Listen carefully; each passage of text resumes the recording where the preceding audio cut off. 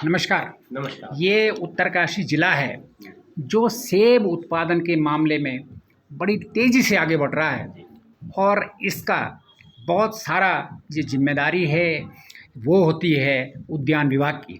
और आज आपकी मुलाकात हम करवा रहे हैं उद्यान विभाग के मुख्य क्या विकास अधिकारी मुख्य उद्यान अधिकारी। उद्यान का विकास भी है, मान लेते हैं इसको। और ये हैं हमारे डी के तिवारी साहब, डॉक्टर डी के तिवारी साहब। बहुत ही शानदार काम ये कर रहे हैं। कैसे चल रहा है सर उत्तरकाशी का उद्यान विभाग? बहुत बढ़िया चल रहा है, बहुत अच्छी तरह चल रहा है। विगत कुछ वर्षों में एक वर्ष लगभग मुझे यहाँ, एक वर्ष से थोड़ा ज़्यादा मुझे यहाँ हो गया है जी। इसके पहले तमाम सारे विवाद इस जनपद में चल रहे थे जो पूरी तरह से समाप्त हो चुके हैं। बहुत ही ट्रांसपेरेंसी के साथ किसानों के काम हो रहे हैं कि जो भी किसान अपने घेर बाड़ का आवेदन कर रहे हैं उसके लिए हमारे पास पंजिका है। जो किसानों की बहुत बड़ी एक लिस्ट थी जिसमें पैक हाउस की 550 नामों की लिस्ट थी, उसमें हमने 212 एक साल के अंदर स्वीकृत कर दिया है। बाकी उस लिस्ट में कोई छेड़छाड़ मैं करने नहीं दे रहा हूँ। जिस पहले आओ पहले पाओ के सिद्धांत पर चल रहा है। और पिछले वर्ष हमने एप्पल मिशन योजना के अंतर्गत कुल 650 लगभग फार्म प्राप्त हुए थे जिसमें हमने सारे के सारे को स्वीकृत किया था और 450 किसानों ने 450 बगीचे लगाए हैं। कुछ का 5 नाली का है, कुछ का 10 नाली का है, कुछ का 20 नाली का, कुछ का 25 नाली का है। इस वर्ष भी अब तक 400 फार्म आ चुके हैं।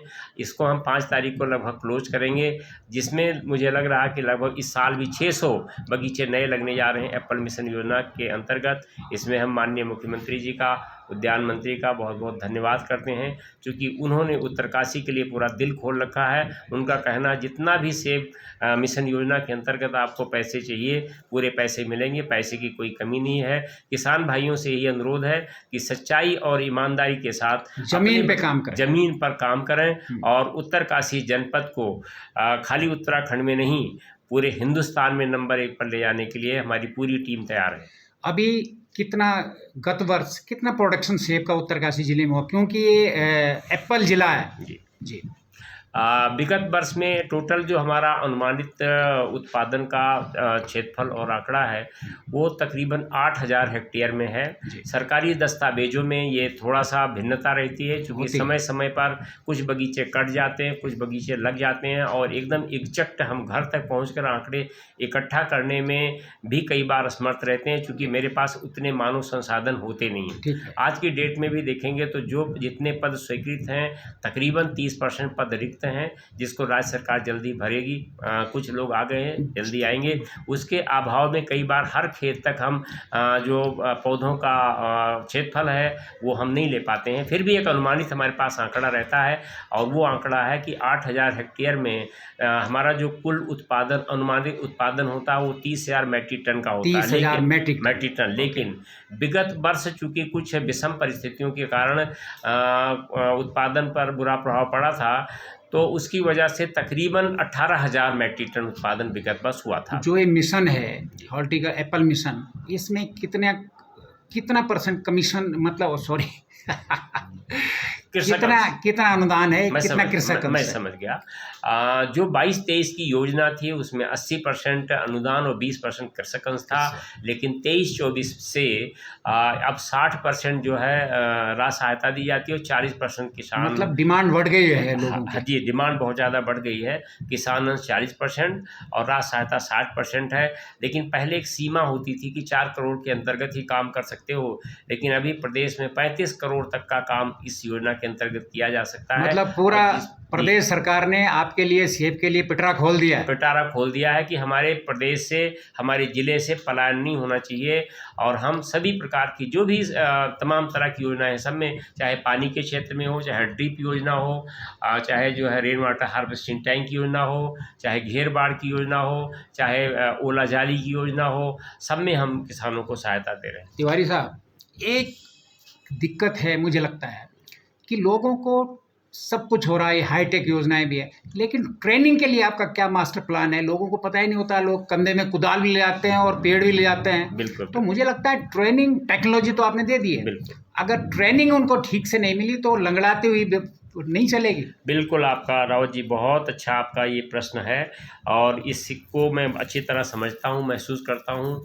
इसीलिए विगत वर्ष हमने 4 बसें doctor Y S. Parmar university of horticulture and forestry Solan को मैंने भेजा था और तकरीबन 125-150 किसान जो सेब से संबंधित थे, कुछ किसान उसमें कीवी से संबंधित थे, उनको प्रशिक्षण हमने दिलाया। इसी प्रकार अभी हमारी 5 अक्टूबर को जब ये फाइनल हो जाएगी लिस्ट, तो हम जरमोला में एक ट्रेनिंग रखने जा रहे हैं, बड़ी ट्रेनिंग, और उसमें डॉक्टर वाई.एस. परमार के जो रिटायर्ड प्रोफेसर पोमोलॉजिस्ट हैं डॉक्टर चंदेल, उनको हम आमंत्रित कर रहे हैं। और कुछ हमारे प्रगतिशील किसान हैं जो बहुत अच्छा काम कर रहे हैं हिमाचल में, जिसमें डॉक्टर ये श्री पास्टा जी भी हैं, तो सबको बुलाएंगे और अपने जो भी नए बगीचे लगने जा रहे हैं उन किसानों को प्रशिक्षण दिलाएंगे। देखिए, क्या आपको ये नहीं लगता है कि उत्तराखंड में, उत्तरकाशी में भी बहुत प्रगतिशील बागवान हैं जिनको बहुत शानदार नॉलेज है, क्यों नहीं उनके बगीचों में ये सेंटर, वहाँ ट्रेनिंग दी जाए, वहीं की, है ना? सही आपका ये मैंने चीफ मिनिस्टर से भी कहा था और उन्होंने कहा कि बिल्कुल ये होना चाहिए।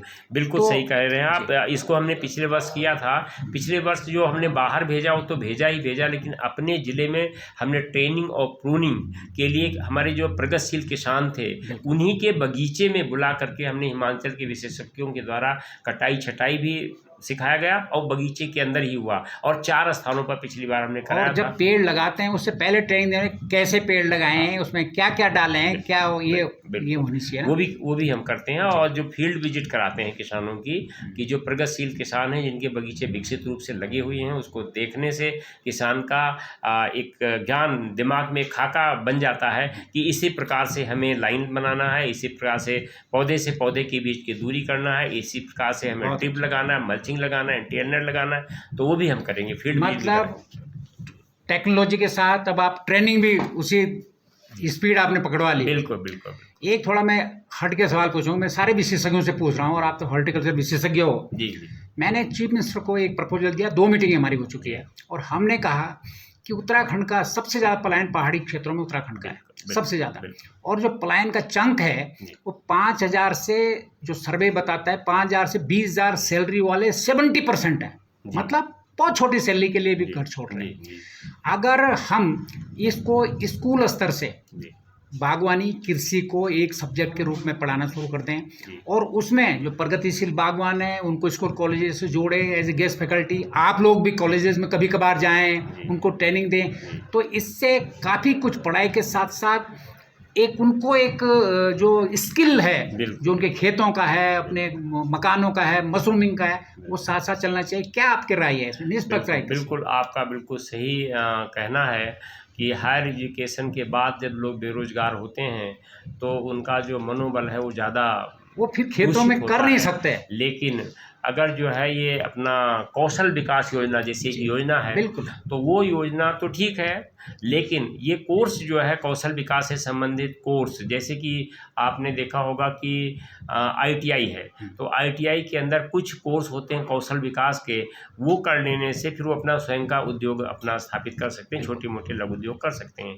उसी प्रकार से खेती पाती के अंदर, खेती पाती की जो विषय वस्तु हैं उसको भी अगर हम अपने इंटर कॉलेज लेवल पर और फिर डिग्री कॉलेज लेवल पर इसको हम समाहित करते हैं और वो प्रशिक्षण प्राप्त करके किसान खुद की अगर अपनी खेती, वो चाहे दुग्ध पालन हो, चाहे वो मौन पालन हो, वो सुबह शाम अपना काम करेगा, दिन में स्कूल जाएगा, जी मशरूमिंग हो, या अपना जो है हार्टिकल्चर हो या फ्लोरिकल्चर हो, इससे संबंधित विशेष कोर्स करा, हर्बिकल्चर हो, हाँ फ्लोरिकल्चर हो, ये करा के अगर हम लोगों को करते हैं तो वो खुद उद्यमता विकास करने के लिए इच्छुक हो जाते हैं और फिर छोटी छोटी नौकरी होटलों में करने के लिए उनको इधर उधर धक्का नहीं खाना पड़ता, भटकना नहीं पड़ता है। और युवाओं का जो है अगर सही मार्गदर्शन नहीं किया जाता है तो वही युवा बाद में प्रदूषित मानसिकता के कारण कुछ गलत क्षेत्रों में भी चले जाते हैं। एजुकेशन में स्किल, ये स्किल जो हमारे पास हैं, जो खेत बंजर हैं, जो घर खंडहर हैं, उन्हीं से हम रोजगार कमा सकते हैं। बिल्कुल कमा सकते और हैं, बहुत अपार संभावनाएं हैं। हर बच्चे को अगर हर साल 10 फलदार पेड़ लगाएंगे, वो एजुकेशन जुड़ेगा